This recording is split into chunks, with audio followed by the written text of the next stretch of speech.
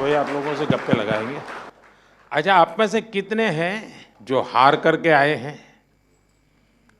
सबसे पहले तो दिमाग में से निकाल दीजिए कि आप हार करके आए हैं। आप देश का झंडा ऊंचा करके आए हैं और आप कुछ सीख करके गए हैं। और इसलिए खेल ही एक ऐसा क्षेत्र है दोस्तों कि जहां कभी कोई हारता नहीं है, हर कोई सीखता है। और इसलिए मैं पहला तो आप लोगों से आग्रह से कहूंगा, इसलिए मैंने जानबूझ करके कहा जरा हाथ ऊपर करो लेकिन अच्छा हुआ 80% लोगों ने हाथ ऊपर नहीं किया, मतलब वो मेरी बात को समझते हैं। जिन्होंने हाथ ऊपर किया उन्होंने नम्रता के कारण किया है, विवेक के कारण किया है। लेकिन मैं उनसे भी आग्रह करूंगा कि हमें ये सोचना नहीं है कि हम पीछे रह गए हैं, हम बहुत कुछ सीख करके आए हैं। तो मेरी बात आपको मंजूर है? ऐसे नहीं, जोर से बताइए, खिलाड़ी है आप तो अच्छा, मैं तो कुछ जानना चाहता हूं भैया। जो मैदान में आपने किया वो तो पूरी दुनिया ने देखा, मैदान के सिवाय क्या क्या किया वो बताइए दुनिया के कई प्लेयरों से दोस्ती हुई होगी, बहुत कुछ जाना होगा, आपको लगा होगा यार हमारे यहाँ भी ऐसा होता तो अच्छा होता, ऐसा कुछ हुआ होगा ना? तो मैं ऐसा कुछ सुनना चाहता हूँ आप लोगों से। कौन बताएगा? जी सर, सबसे पहले नमस्ते आपको। एंड लक्ष्य को जब मैं पहली बार मिला तो इतना छोटा था आज काफी बड़ा हो गया जैसा कि टूर्नामेंट मेरा रहा, काफ़ी लंबे मैचेस रहे वहाँ पे शुरुआत के दिन से। तो मेरा ज़्यादा करके मेरा फोकस मैचेस पे रहता था। बट ये जब भी हमें फ्री टाइम मिलता था हम लोग सबके साथ डिनर करने जाते थे, और काफ़ी सारे एथलीट्स वहाँ पे मिले जिनको देख के आई थिंक काफ़ी कुछ सीखा, और हमने उनके साथ एक डाइनिंग रूम शेयर किया। आई थिंक वो एक बड़ी बात थी। एंड आई थिंक और जो वो वहाँ का माहौल था, आई थिंक ये मेरा सबसे पहला ओलंपिक्स था, और जो मैं एक्सपीरियंस किया वहाँ पे वो काफ़ी अच्छा था। जैसे कि इतने बड़े स्टेडियम में खेलना, इतना क्राउड आपको देख रहा है, तो फर्स्ट 2-3 मैचेस में थोड़ा नर्वस भी था। बट जैसे ही टूर्नामेंट चलता गया मेरा वो बेटर होता गया। बट आई थिंक मेरे लिए एक बहुत अरे बड़ा भाई तुम तो एक्सपीरियंस। देवभूमि से हो लेकिन आपको मालूम है अब इस बार आप एकदम से सेलिब्रिटी बन गए हो। जी सर, मेरा मैचेस के टाइम तो मैं फ़ोन प्रकाश सर ने ले लिया था और बोला कि अभी जब तक मैचेस नहीं हो जाते तब तक फ़ोन नहीं मिलेगा। बट यस, उसके बाद आई थिंक काफ़ी लोगों ने सपोर्ट दिया। बट मैं यही कहना चाहूँगा, मेरा एक अच्छा लर्निंग एक्सपीरियंस था। थोड़ा हार्ट ब्रेकिंग भी था कि मैं इतने क्लोज आके रह गया। बट मैं आगे आने वाले टाइम में और बेटर करूँगा अपने तो रिजल्ट्स। प्रकाश सर इतने डिसिप्लिन स्ट्रिक्ट थे तो अगली बार मैं उन्हीं को भेजूंगा ज़रूर सर, ज़रूर। लेकिन बहुत कुछ सीखा होगा ना, क्योंकि देखिए मैं बताता हूँ, अच्छा होता आप जीत करके आते होते, लेकिन आपके खेल को जिनको पता भी नहीं है खेल क्या है वो भी घंटों तक देखते रहते हैं, बार बार रील देखते हैं। जिस प्रकार से आपने खेला है लोगों को लगता है नहीं विदेश के लोग खेलते हैं, ऐसा नहीं हमारे बच्चे भी खेलते हैं, ये भाव पैदा हुआ है जी सर, आई थिंक वो एक दो शॉट ऐसे मैंने खेले थे जो काफ़ी फेमस हो गए थे।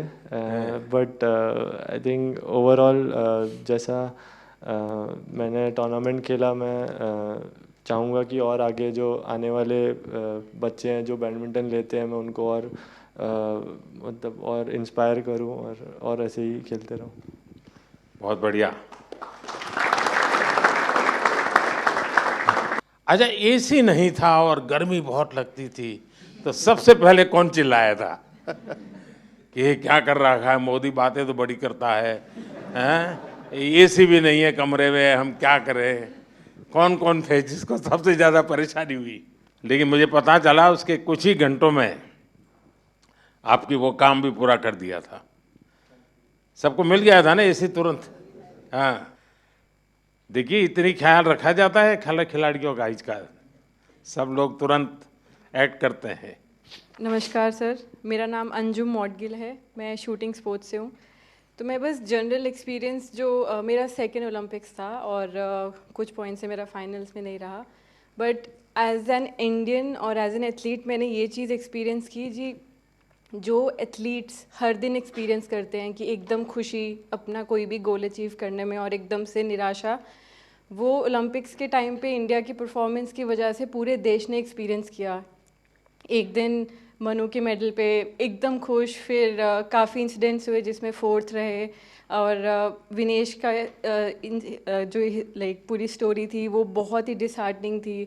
फिर और हॉकी का जो मैच था उसके बाद वो खुशी, जो एथलीट्स हम नॉर्मल लाइफ में हर दिन एक्सपीरियंस करते डिफरेंट इमोशंस, वो पूरे देश ने एक्सपीरियंस किया इस 10 दिन में। और आई थिंक एक इंडिया में स्पोर्ट्स कल्चर बढ़ाने के लिए ये गेम्स बहुत ही अच्छा टाइम पे आई, एंड आई थिंक इसके आगे से लोग बहुत अच्छे से हमारी स्पोर्टिंग जर्नी को समझेंगे और जो भी पॉजिटिव चेंजेस हैं वो और भी बेटर होंगे आगे के टाइम पे। आपकी बात सही है, सिर्फ आप लोगों ने नहीं, हिंदुस्तान के हर कोने में वही मिजाज था। सब लोग अगर थोड़ा सा हल्का फुल्का दिखता तो यहाँ बेचैन हो जाते थे। वो यहीं पर जैसे कार चलाते हैं ना, अगर हमें ड्राइविंग आता है और हम पीछे बैठे हैं तो ब्रेक तो आगे वाले को लगा नहीं, लेकिन पैर हम दबाते हैं पीछे। तो वैसे ही खिलाड़ी वहाँ खेलते थे और लोग हाथ पैर इधर ऊपर ऊपर नीचे कर रहे थे। श्रीजेश, आपने ये रिटायर्ड होने का निर्णय पहले कर लिया था मन में कि क्या था? सर नमस्ते सर। थोड़ा साल से सोच रहा था सर। मेरे टीम वालों ने बोल रहे भाई कब छोड़ेगा, यही क्वेश्चन आ रहा था मेरे ऊपर। बट मुझे ऐसा लग रहा था सर, मैंने 2002 में पहले बार कैंप में गया और 2004 में फर्स्ट इंटरनेशनल खेला जूनियर टीम में, तब से खेल के आ रहा हूँ। तो मैंने सोचा 20 साल से अपना देश के लिए खेल रहा हूँ तो एक अच्छा प्लेटफॉर्म से रिटायरमेंट लेना है। तो ओलंपिक्स ऐसा एक प्लेटफॉर्म है सर जहाँ पे पूरा दुनिया अपना फेस्टिवल मनाता है, तो सोचा इससे अच्छा तो मौका मिलेगा नहीं, इसलिए तो एक अच्छा डिसीजन। लेकिन मैं बताता हूँ, ये टीम आपको तो मिस करेगी ही करेगी, लेकिन टीम ने आपकी विदाई शानदार की। ऐसा ये टीम को बधाई है, सरपंच साहब ने बड़ा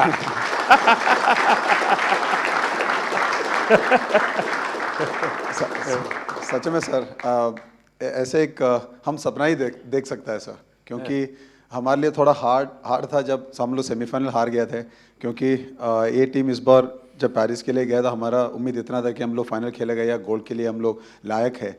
बट जब सेमीफाइनल हार गया एकदम से थोड़ा दर्द लगा सबको। बट आखिर जब लास्ट मैच के लिए हम लोग उतरा था तब सब लोगों ने ये बोला कि यार ये मैच श्री भाई के लिए जीतना है। तो मेरे लिए तो सबसे गर्व की बात यही है सर, क्योंकि इतना साल का जो मेहनत अपना देश के लिए किया है, ये भाई लोगों ने मेरे लिए साथ दिया, मेरे साथ दिया, और हम लोगों ने, मैंने स्पेशली वो पोडियम से अपना टीम को थैंक यू बोला और गुड बाय बोला सर। अच्छा मुझे बताइए भाई, जब ये आपको ब्रिटेन के सामने 10 लोगों के भरोसे लड़ना था, तब क्या इन्हें शुरू में ही डिमोरलाइज हो गए? सरपंच साहब जरा बताइए। कुछ तो हुआ होगा, ये बड़ा कठिन था। नमस्कार सर। जी बिल्कुल सर, काफ़ी कठिन था क्योंकि पहले ही क्वार्टर में गार्ड हो गया था हमारे प्लेयर को, एंड बट आई थिंक जो कोचिंग स्टाफ है हमारे, उन्होंने काफ़ी हेल्प की है हमारी, और हम विजुअलाइज करते थे कि हर सिचुएशन को, क्योंकि ओलंपिक में कुछ भी हो सकता है सर सरप्राइजली। तो हमारा माइंडसेट था कि अगर हम ऐसी कोई सिचुएशन आती भी है, जो हमारे प्लान्स हैं हम उस पर स्टिक रहेंगे, और सारी टीम का जोश और बढ़ गया सर, क्योंकि जीबी के साथ हमारा थोड़ा रहता है कि थोड़ा फाइट भी होती रहती है। तो वो मेंटालिटी थी कि इनसे 150 साल से चली आ रही है। हाँ सर, वही सर, हम परपरा निभा रहे थे। तो बिल्कुल ये सर, और था कि मन में कि नहीं हम ये मैच जीतेंगे आज। तो बहुत अच्छा रहा कि 1-1 ड्रा रहा सर, उसके बाद शूट आउट पे हम जीते हैं। तो एक वो, क्योंकि ये ऐसा कभी सारी हिस्ट्री में नहीं हुआ है सर ओलंपिक में। एंड एक और खुशी की बात थी कि हमने जो ऑस्ट्रेलिया को हराया सर, वो भी हमारे लिए बहुत बड़ी बात थी कि 52 ईयर्स के बाद हमने बड़े प्लेटफॉर्म में ऑस्ट्रेलिया को हराया। वैसे भी आपने सारे रिकॉर्ड तोड़े हैं 52 साल के, जी जी सर। 2 बार ओलंपिक में बार लगातार, ये भी बहुत बड़ा काम है। जी सर जी।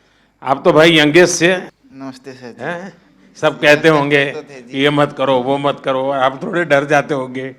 इस कम उम्र में जी बहुत बुरा समय देखा जी मैंने। तो मेरे मम्मी पापा 10 साल के में छोड़ के चले गए थे, देश को सौंप गए थे। फिर बस यही सपना था कि उनका ओलंपिक में मेडल लाए, और मेरा भी यही सपना भाई ओलंपिक में मेडल देना है देश को। तो बस यही सोच के प्रैक्टिस करते रहे, और टॉप्स और साई और रेसलिंग फेडरेशन WFI का भी बहुत योगदान रहा जी इस मेडल में। अभी मूड क्या है? अब बहुत अच्छा जी, अच्छा लग रहा है। कोई पसंद की चीज घर आके खाई कि नहीं खाई? अभी तो घर गए ही नहीं जी। घर अभी- गए नहीं? हाँ जी। तो हमें बोलते तो हम बर्बाद देते कुछ भाई। घर जाके चूर में खाएंगे जी। अच्छा। अच्छा, जैसे हमारे सरपंच साहब का निकनेम है, ऐसे आप में से और कौन है जिसके ऐसे ही निकनेम है? प्रणाम सर, मैं श्रेयसी सिंह हूँ और वर्तमान में बिहार से विधायक भी हूँ। तो सब टीम के सब लोग विधायक दीदी करके विधायक बुलाते कहते हैं। जी सर। तो सरपंच भी है, विधायक भी है। अच्छा, आप में से मैंने देखा है कि इन दिनों काफी समय मोबाइल पर चिपके रहते हैं, ऐसा है क्या? सही है मेरी जानकारी? रील्स देखते हैं और रील बनाते हैं। हाँ, रील बना रहे हैं ना? कितने लोग हैं जो रील्स बना रहे हैं? सर एक्चुअली मैं एक मैसेज देना चाहूँगा, क्योंकि सारी टीम ने हमने डिसाइड किया था कि थ्रू आउट द ओलंपिक हम मोबाइल फ़ोन यूज़ नहीं करेंगे। वाह, और शाबाश, ये सोशल बहुत मीडिया बढ़िया यूज़ नहीं काम करेंगे। किया। तो बिल्कुल सर, क्योंकि सर अगर कोई अच्छे कमेंट आ रहे हैं चाहे बुरे कमेंट आ रहे हैं, दोनों इफेक्ट करते हैं। तो हमारा माइंड सेट था कि हम एज ए टीम हमने डिसाइड किया कि हम बिल्कुल सोशल मीडिया यूज़ नहीं करेंगे। ये तो अच्छा बहुत किया अच्छी आप बात लोगों है। ने। जी सर। अब मैं चाहूंगा कि देश के नौजवानों को भी आप ये बताएं जी बिल्कुल कि सर। उससे जितना दूर रहे अच्छा ही है, वरना ज़्यादा लोग उसी में उनका समय जाता है, उसी में फंसे रहते हैं। आप बेटा बहुत निराश लग रही हो। हाँ जी सर, पहली बार गई थी हाँ। और मैं मतलब एक से हार गई थी बाउट, और मगर उससे जीत जाती तो मैं फाइनल तक जाती, गोल्ड भी ला सकती थी। पर वो मेरा बैड लक था, दिन अच्छा नहीं था तो सर मैं लूज हो गई कोई, इससे। अभी तो उम्र बहुत छोटी है बेटा, बहुत करना है। हाँ जी सर। और हरियाणा की मिट्टी ऐसी है, करके दिखाओगी। हाँ जी सर। प्रधानमंत्री जी नमस्कार। मुझे लगता है कि इस बार हमारी पूरी कंटिंजेंट में जो इंजरीज हुई थी वो काफ़ी कम थी, 1 या 2 सीरियस इंजरी थी। पर नहीं तो यूजुअली क्या होता है कि सब गेम्स में से 3-4 मेजर इंजरी होती है जिनकी ऑपरेशन करनी पड़ती है। पर इस बार फॉर्चुनेटली सिर्फ 1 था, तो वो अच्छी बात थी। एक सीखने का था कि जब भी ओलंपिक के जो विलेज में जो पॉलीक्लिनिक रहता है उसमें थोड़ी फैसिलिटीज़ रहती है, पर इस बार हमने सब जो फैसिलिटीज़ थी वो हमारे विलेज में ही, हमारे बिल्डिंग में ही रखी थी। और इसलिए काफ़ी एथलीट जो थे वो उनका जो कुछ भी रिकवरी करना था, इंजरी मैनेजमेंट करना था, प्रेपरेशन भी जो करना था, वो बहुत ही आसानी से कर सके। आई थिंक बहुत सारे एथलीट को वो वो प्रेफरेबल था, और आई थिंक उससे एटलीस्ट वो कॉन्फिडेंस था कि हमारे पास सब कुछ है। आई थिंक इससे भी फ्यूचर में भी ऐसे ही हम करते गए तो हम सपोर्ट दे सकेंगे हमारे एथलीट को। देखिए साहब, डॉक्टर ने मुझे बहुत महत्वपूर्ण बात बताई कि इस बार हमारी टीम में पहले की तुलना में मिनिमम इंजरीज थी। इंजरी कम हुई है, इसका मतलब है कि खेल की हर चीज़ में आपकी एक्सपर्टाइज आ गई है। इंजरी होने का कारण वही होता है कि हमें खेल के संबंध में कुछ हमारा अज्ञान होता है जो हमें खुद को कभी कभी डैमेज कर देता है। ये सिद्ध हो रहा है कि आप लोगों ने खुद अपने आप को तैयार किया है, और छोटे मोटे जर्क आए भी, कठिनाई आई तो भी आपके बॉडी को आपने ऐसा बनाया है कि आप मेजर इंजरी से बच गए हैं। तो मैं पक्का मानता हूँ आप लोगों ने काफ़ी ट्रेन किया होगा अपनी बॉडी को, काफ़ी मेहनत की होगी, तब जाके ये हुआ होगा। तो इसके लिए तो आप सब बधाई के पात्र हैं। साथियों, मेरे साथ हमारे मनसुख भाई मांडविया जी हैं, खेल राज्य मंत्री बहन रक्षा खड़से जी है, हमारी खेल जगत में जिन्होंने देश का नाम रोशन किया PT उषा जी हैं।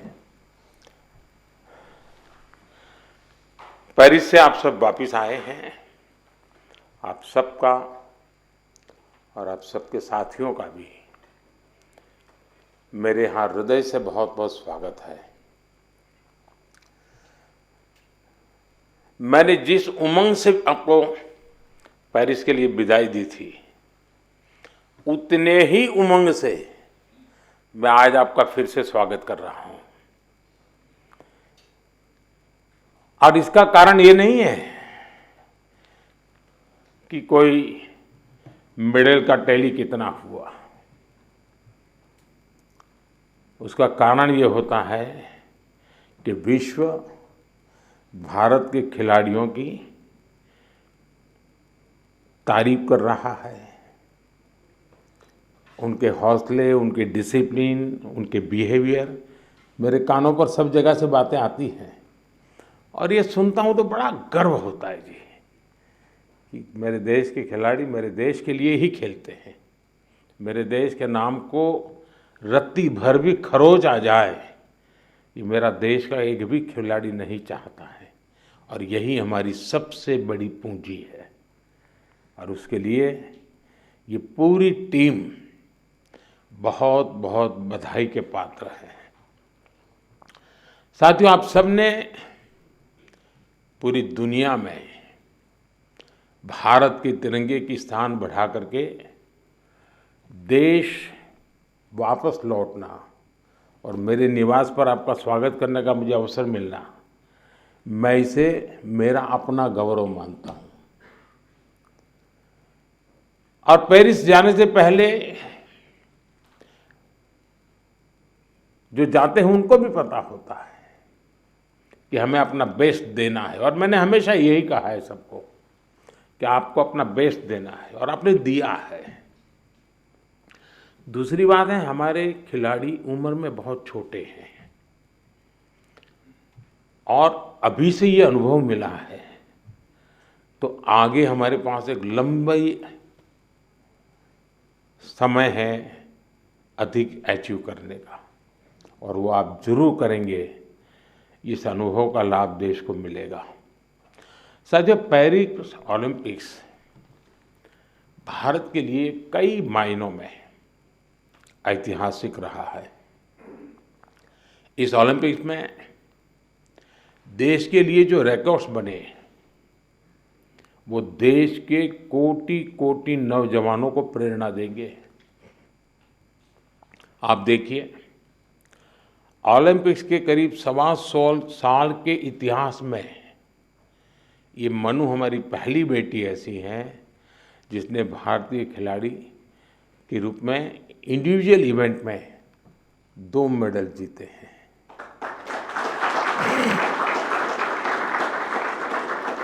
हमारा नीरज पहला ऐसा भारतीय खिलाड़ी है जिन्होंने इंडिविजुअल इवेंट में गोल्ड और सिल्वर जीते। हॉकी में भारत ने 52 साल बाद लगातार 2 बार मेडल जीते कंटिन्यूसली।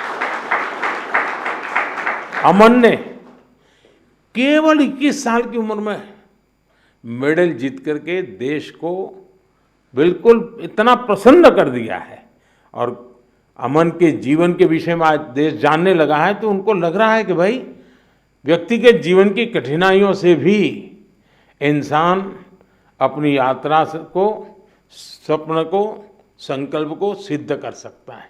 कठिनाइयाँ अपने आप अपनी जगह पर रह जाती है। अमन ने करके दिखाया है। विनेश पहली ऐसी भारतीय बनी जो कुश्ती में फाइनल तक पहुंची। ये भी हमारे लिए बड़ा गर्व का विषय है। ओलंपिक्स में 7 शूटिंग इवेंट्स में इंडियन शूटर्स फाइनल्स में पहुंचे और ये भी पहली बार हुआ है। इसी तरह तीरंदाजी में धीरज और अंकिता पदक के लिए खेलने वाले पहले भारतीय तीरंदाजी बने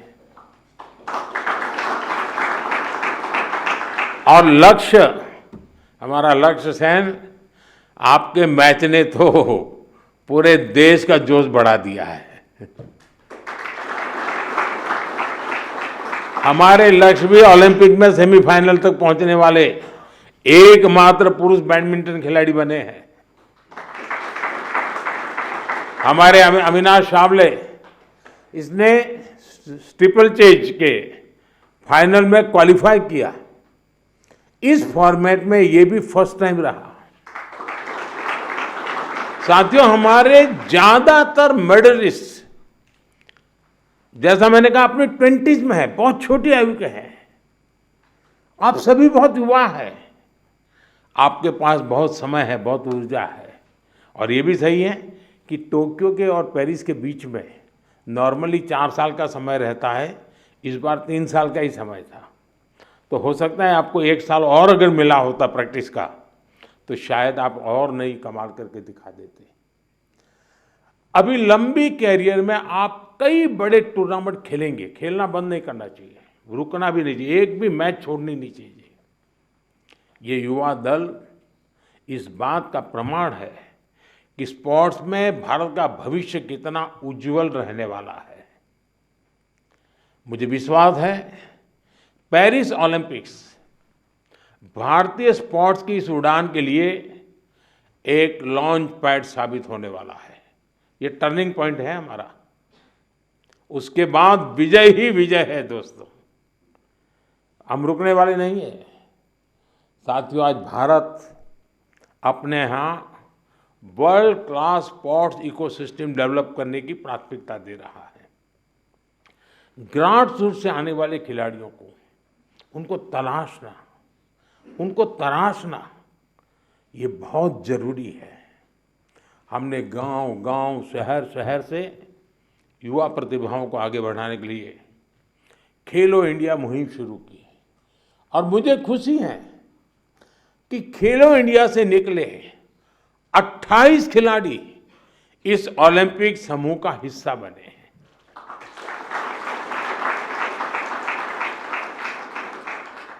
अमन है, अनंतजीत है, धीरज है, सर्वजोत है, इन सब ने खेलो इंडिया एथलीट के रूप में अपनी जर्नी शुरू की थी।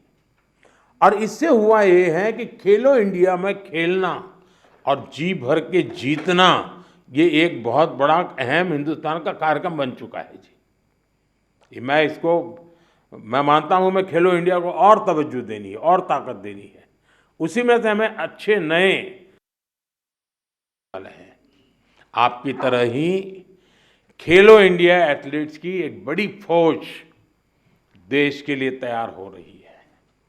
हमारे खिलाड़ियों को सुविधाओं और संसाधनों की कमी न पड़े, ट्रेनिंग में दिक्कत ना आए, इसके लिए बजट भी लगातार बढ़ाया जा रहा है। सबको पता है कि किसी भी खिलाड़ी के लिए ज्यादा से ज्यादा कंपटीशन में हिस्सा लेना कितना आवश्यक है। मुझे संतोष है कि ओलंपिक्स के पहले आपको अनेकों इंटरनेशनल कंपटीशन का एक्सपोजर मिला है। इतने सारे कोच और एक्सपर्ट्स, डाइट, उपकरण और कोचिंग, सब पर इतनी बारीकी से ध्यान, वर्ल्ड क्लास फैसिलिटीज देने का प्रयास, इस तरह की सुविधाओं के बारे में हमारे यहाँ पहले सोचा नहीं जाता था। खिलाड़ी अपने नसीब पर मेहनत करता था, देश के लिए कुछ करके आता था। लेकिन अब एक पूरी इकोसिस्टम बनी है। ये केवल स्पोर्ट्स में देश की नीतियों का बदलाव है, इतना ही नहीं है। ये उस भरोसे का प्रतीक भी है जो देश अब अपनी युवा पीढ़ी पर बहुत ज़्यादा भरोसा करता है, उसकी अभिव्यक्ति है। साथियों, आप सब देश के युवाओं के लिए बहुत बड़ी प्रेरणा है। मैं मानता हूं आप में से हर किसी के बारे में देश को, देश के युवाओं को ज़्यादा से ज़्यादा जानना चाहिए। यहाँ भी मेरी इच्छा है कि मैं हर किसी का नाम लेकर उसकी चर्चा करूं, विशेषकर हमारी बेटियां। पिछली बार की तरह इस बार भी बेटियों ने ही ओलंपिक में भारत की जीत का श्री गणेश किया है। मनु को जिस तरह पिछली बार तकनीकी कारणों से निराश होना पड़ा था, फिर उन्होंने जो वापसी की, अंकिता ने जिस तरह सीजन का अपना सर्वश्रेष्ठ प्रदर्शन किया, मनिका बत्रा और श्रीजा अकोला ने भी सबका ध्यान खींचा है। इसी तरह बाकी खिलाड़ी भी रहे, खासकर नीरज ने अपनी लगन और अनुशासन में जिस तरह कंसिस्टेंसी दिखाई है, स्वप्निल ने कठिनाइयों को पार कर जिस तरह मेडल जीता है, हॉकी में हमारे सरपंच साहब, उनकी टीम ने दिखा दिया कि भारत की ताकत क्या है। पीआर श्रीजेश ने ये बता दिया कि द बॉल क्यों है।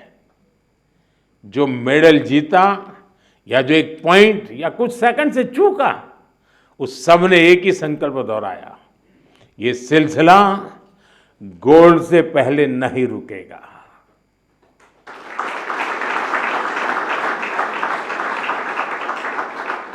मैं मानता हूं इससे देश के युवाओं को बहुत कुछ सीखने को मिलेगा।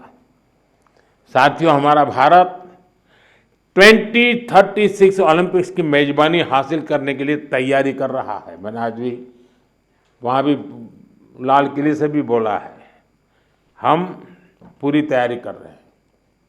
ऐसे में कई ऐसे एथलीट्स जो पिछले ओलंपिक्स में भी खेल चुके हैं, उनके इनपुट बहुत महत्वपूर्ण है। आपने वहाँ बहुत कुछ ऑब्जर्व किया होगा, बहुत कुछ देखा होगा। ओलंपिक की प्लानिंग से लेकर के वहाँ की व्यवस्थाओं तक, स्पोर्ट्स मैनेजमेंट से लेकर इवेंट मैनेजमेंट तक, आपने अनुभव, अपने ऑब्जर्वेशंस, हमने इसको लिख के रखना चाहिए, वो सरकार को साझा करना चाहिए, ताकि हमें 2036 की तैयारी में ये जो छोटी छोटी बारीक चीज़ें खिलाड़ी देख करके आता है, उससे और जो कमी नज़र आती है वो भी हमें 36 की तैयारी के लिए काम आएगी। तो एक प्रकार से आप मेरी 36 की टीम के फौजी है, आप सबको मेरी मदद करनी है, ताकि हम 2036 में दुनिया में अब तक न हुआ हो ऐसा ओलंपिक कर करके मेजबानी करके दिखाएं।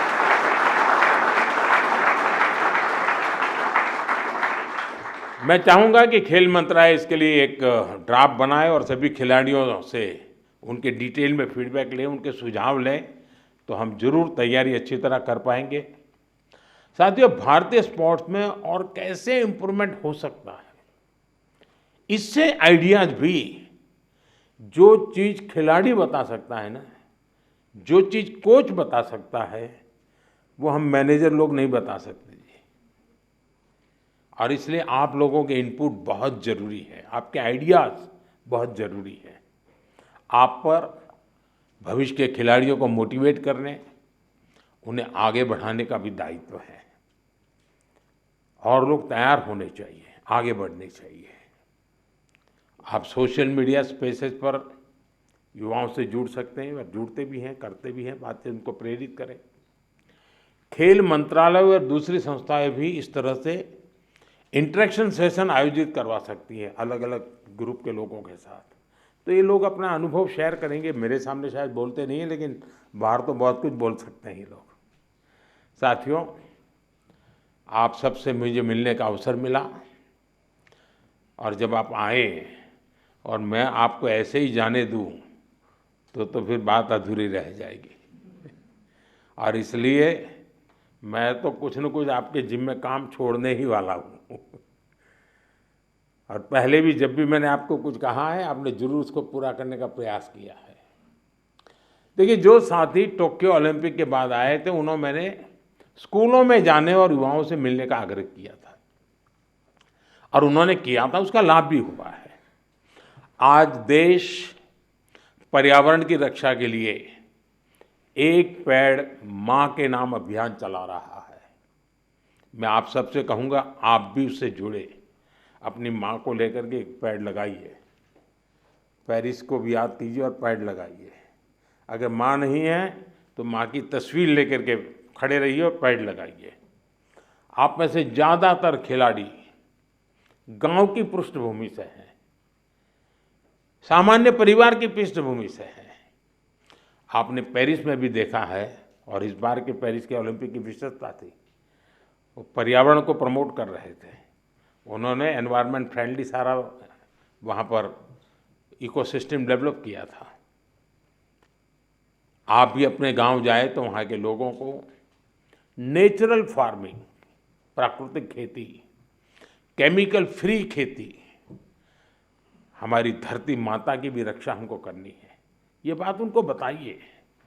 और इन सब के साथ दूसरे नौजवान साथियों को स्पोर्ट्स के जुड़ने के लिए, फिटनेस के लिए उनको प्रेरित करना चाहिए। फिटनेस की तरफ आप ही उनको गाइड कर सकते हैं और मैं मानता हूं कि इससे बहुत बड़ा लाभ होगा। साथियों, मुझे विश्वास है आप सब सदा सर्वदा देश का नाम रोशन करेंगे। विकसित भारत की हमारी यात्रा युवा प्रतिभाओं की सफलता से और ज़्यादा खूबसूरत बनने वाली है।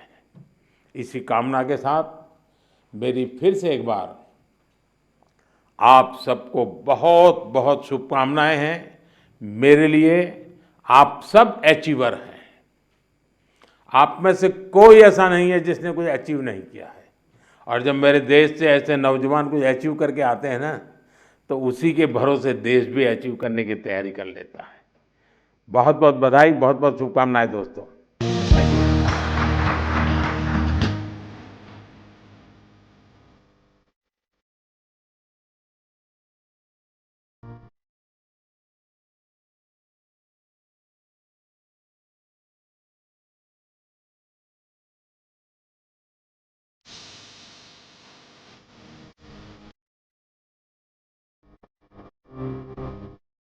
सबसे बहुत छोटी एथलीट हुई हमारी 14 साल की, पहली बार कंटिजेंट। उस दिन मेरा परिचय हुआ था। अच्छा। हाँ।